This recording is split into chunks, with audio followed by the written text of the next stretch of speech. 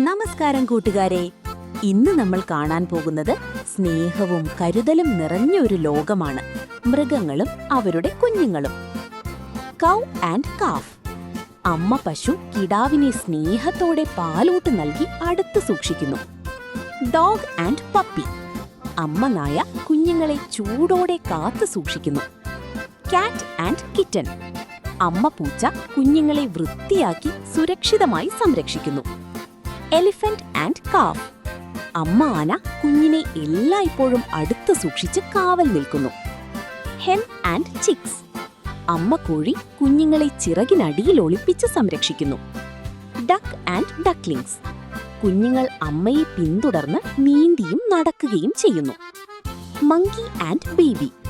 കുഞ്ഞ് അമ്മയെ ചേർന്ന് പിടിച്ച് എല്ലായിടത്തും കൂടെയുണ്ട്. പെൻഗ്വിൻ ആൻഡ് ചിക്ക്. മാതാപിതാക്കൾ കുഞ്ഞിനെ തണുപ്പിൽ നിന്നും ചൂടോടെ കാത്തു സൂക്ഷിക്കുന്നു.